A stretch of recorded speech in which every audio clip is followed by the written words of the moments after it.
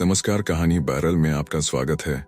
लीजिए पेश है फकीर मोहन सेनापति द्वारा लिखित कहानी डाक मुंशी। हरि सिंह सरकारी कामकाजों में अब तक कई छोटे बड़े कस्बों में स्थानांतरित हो चुके थे। अब वह 10 साल से कटक हेड पोस्ट ऑफिस में काम कर रहे हैं।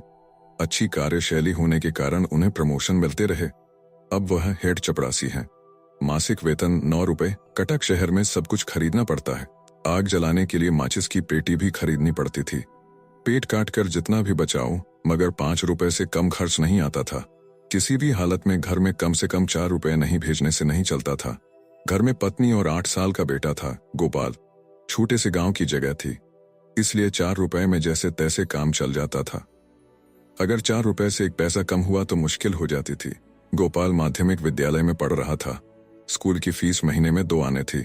स्कूल फीस के अलावा किताबें खरीदने के लिए कुछ ज्यादा पैसे लग जाते थे। जब कुछ अतिरिक्त खर्च आ जाता था तो वह महीना मुश्किल से गुजरता था। कभी कभार बूढ़े को भूखा तक रहना पड़ता था। वह भूखा रहे तो कोई बात नहीं, मगर उसके बेटे की पढ़ाई तो चल रही थी।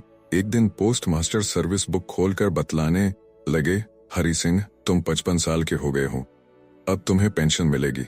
अब तुम नौकरी में नहीं रह सकोगे। सिंह के सिर पर वज्रपात हो गया। क्या करेगा? घर संसार कैसे चलेगा? घर की बात छोड़ो, गोपाल की पढ़ाई ठप हो जाएगी। जब से गोपाल पैदा हुआ है तब से हरि सिंह ने मन में एक सपना संजोकर रखा है।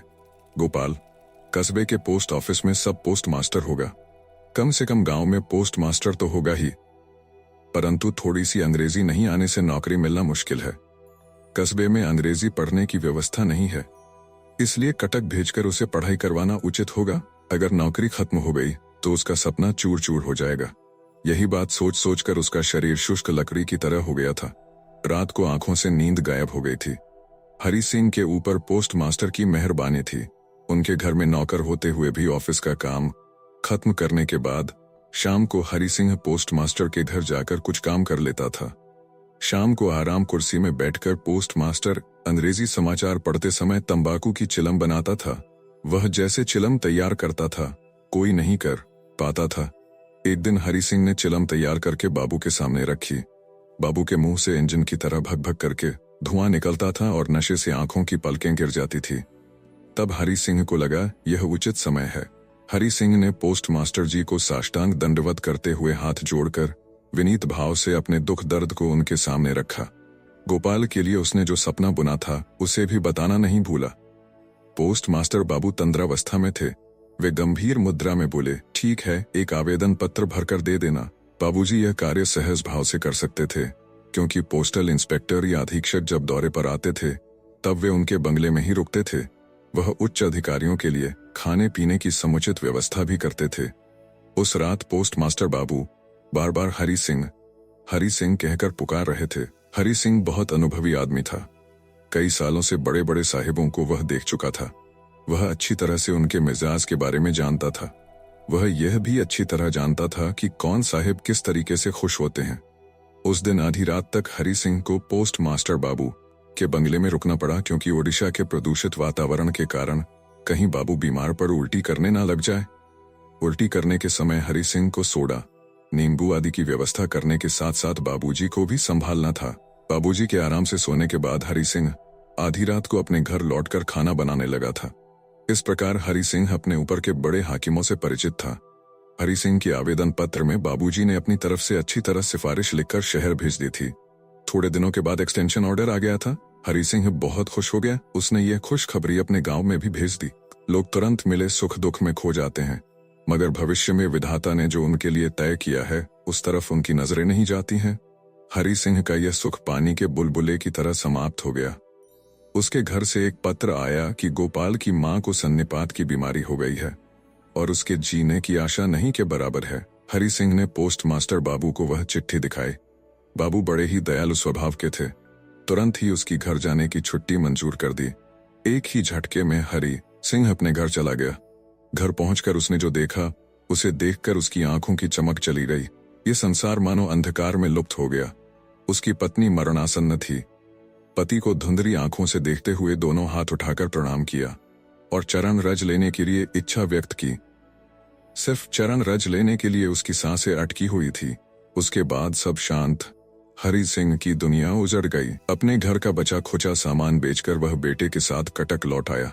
गोपाल माइनर स्कूल कक्षा 7 में पढ़ता था। हरि सिंह की मुश्किल से गुजर बसर हो रही थी, क्योंकि वह पेंशन भोगी हो गया था। कभी लोटा तो कभी कांसे के बर्तन बेचकर किसी तरह घर चलता था।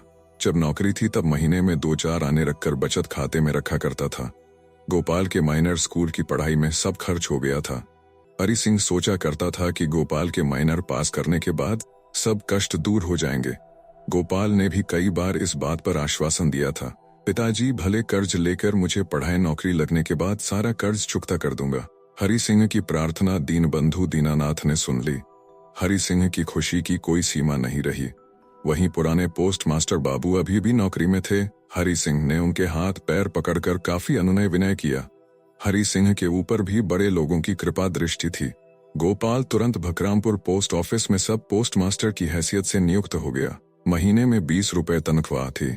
हरि सिंह खुशी से फूले नहीं समा रहे थे। फिलहाल सदर पोस्ट ऑफिस से 4 महीने प्रशिक्षण लेकर वह अपने कस्बे में लौट जाएगा। हरि सिंह बार बार भगवान के सामने नतमस्तक हो रहा था, धन्य प्रभु, तुम्हारी दया से मुझ जैसे दीन आदमी के दुखों का निवारण हो गया। नौकरी लगने की खबर जिस दिन बूढ़े को मिली थी, उस रात अकेले में बैठकर खूब रोया था। हाय, आज अगर बूढ़ी जिंदा होती तो कितना खुश होती। उसके गोपाल को बड़े साहिब की नौकरी मिली है। घर में उत्सव सा माहौल हो जाता। हाय, अभागी की किस्मत में ये दिन देखने को नहीं थे। देखते देखते गोपाल बड़ा साहिब बन गया। भगवान उसकी रक्षा कीजिए। गोपाल ने पहले महीने की तनख्वाह लाकर बूढ़े के हाथ में दे दी। बूढ़ा बहुत खुश।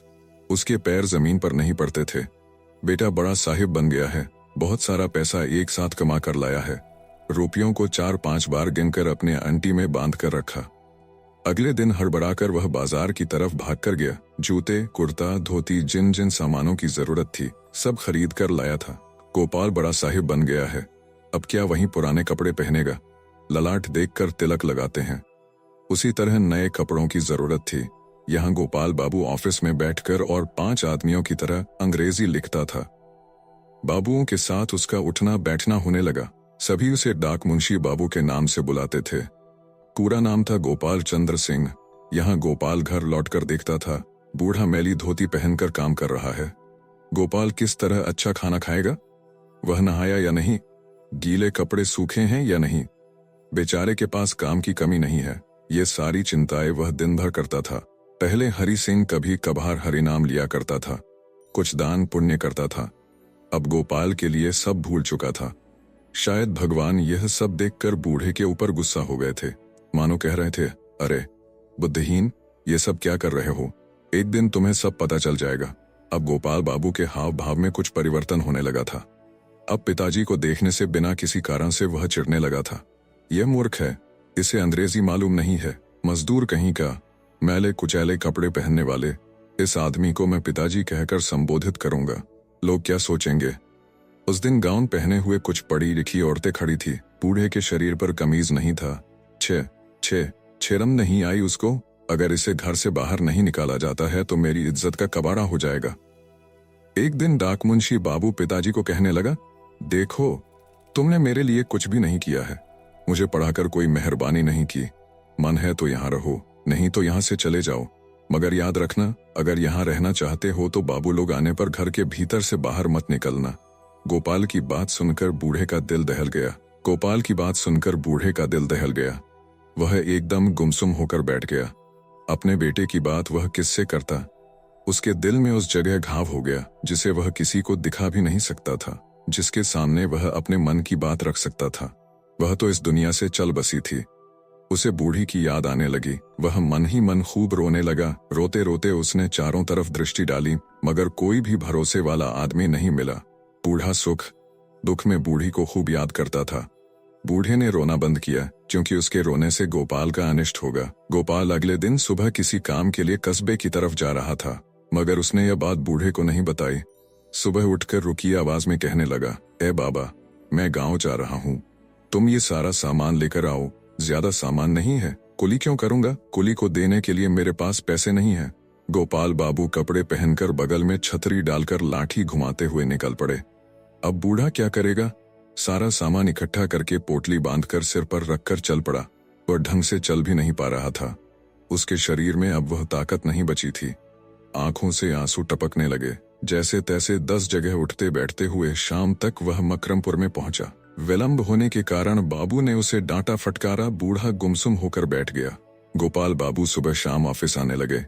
बूढ़ा घर में बैठकर घर गृहस्थी का काम देखता था। कभी भी बाप बेटा बैठकर सुख दुख की बातें नहीं करते थे। डाक मुंशी यानी कस्बे के बड़े साहब कितने लोग आकर नमस्ते करते थे। मूर्ख बूढ़ा क्या जानता है जो उसके साथ बातचीत करेगा। कस्बे का जलवायु बूढ़े के लिए अनुकूल नहीं था। ज्वर होने लगा, खों खों करके खांसने लगा। रात को कुछ ज्यादा ही खांसी होती थी। गोपाल बाबू के सोने के लिए परेशानी होने लगी।